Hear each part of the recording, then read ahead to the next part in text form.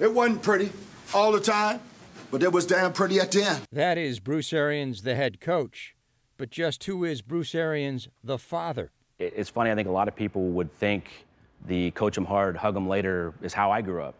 He didn't care if I played in the ballet or piano or whatever, and he never brought football home. He would never, ever, ever bring it home. I mean, if he had to drive around the block a few times. Yeah, there might have been a few hours that, that commute from Philly to New Jersey when I was little that he took an extra hour to get there. Traffic was really bad that day. But by the time he walked in the door, we never saw it. Jake has been around the game ever since he can remember. From Coach Arians' days as head coach at Temple in Philadelphia to ball boy in Kansas City. Going to training camp at Temple, it was kind of my first. I was 5 years old to 12 when we lived there. And then we went to Kansas City. I went to junior high in Kansas City. And I became a ball boy and a manager. Went to training camp for 6 weeks in Wisconsin. I worked 18 hours a day. Thought it'd be a great bonding experience with Dad. I only saw him 20 minutes a day because he was in meetings and I was working.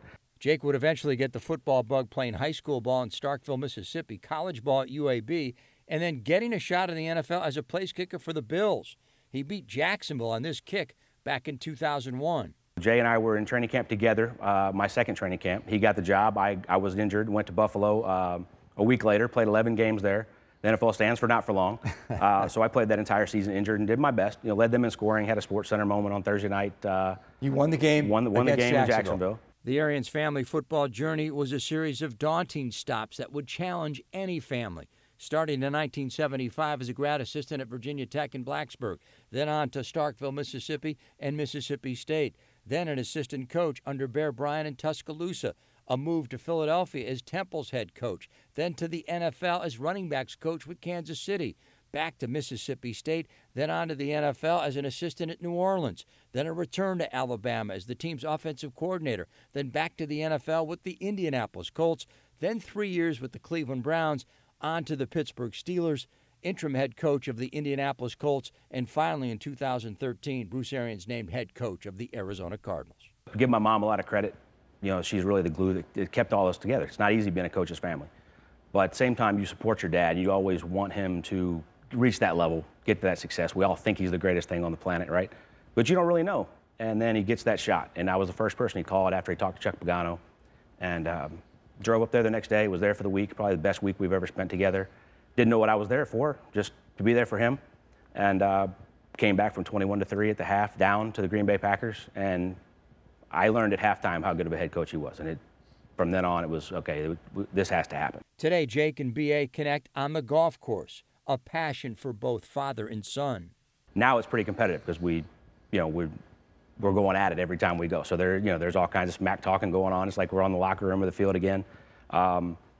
There's always a healthy wager going on one way or another, whoever we're playing with, and that kind of became our thing. And there's benefits to the game. Jake was near the end zone when the Steelers beat the Cardinals in the Super Bowl. We were right there in the end zone, right under the pirate ship when Santonio caught the pass.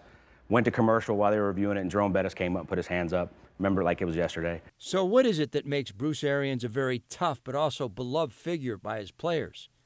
Jake says that quality has everything to do with the legendary coach from Alabama. But I think it definitely goes back to Coach Bryant and that coach him hard, hug him later thing. The thing I don't think a lot of the fans realize is when he's yelling at him on the field, and he's hard on him. I've seen it my whole life.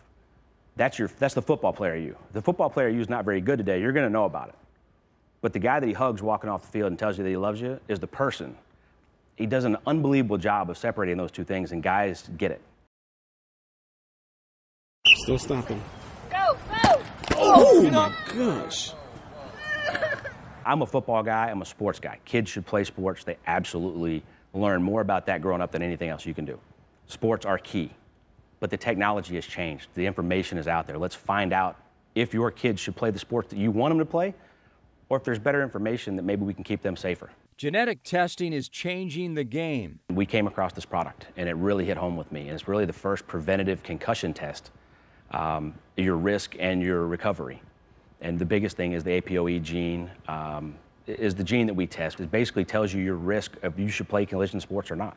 The test is as simple as swabbing inside the mouth of your youngster. You can have your kids tested from 5 years old and up. Like you mentioned, simple little cheek swab. Mail it back in, you get your results in a couple weeks. It's an anonymous test. The parents can do with the information whatever they want. I just want to really get the parents the information out there, get those kids tested, find out what it is. Should they even be playing collision sports? You might think that football is the primary concern, but soccer is also high on the list. Taylor Twellman, Abby Wambach, two of the biggest names in soccer history. Abby was just in People magazine talking about, she was really scared. She got a concussion in 2013, and she was worried about what her future held. Women's soccer is the second biggest subset of concussions to hockey and football, of course. I kind of put football in its own category when it comes to concussions, but all the rest of the sports, the risk is still there. Taylor Twellman retired from the U.S. national team and one of the best players in the MLS because of concussions, has a concussion awareness platform now with his foundation. He's on ESPN, he talks about it a lot, but his career ended early. I'd love to get him tested to find out maybe that's why he had to retire early. This test allows parents a chance to make an educated decision on what sport their kids should play. Based off your genetics, one gene from mom, one gene from dad, 77% of the population can take care of that no problem. Up to 25% have an issue with either the protein or clearing the plaque out of the brain, and up to 3% have a double variant that they can't do it at all. That's really where the technology has changed, and we can get that risk and that assessment for parents now. We really want to get that out there.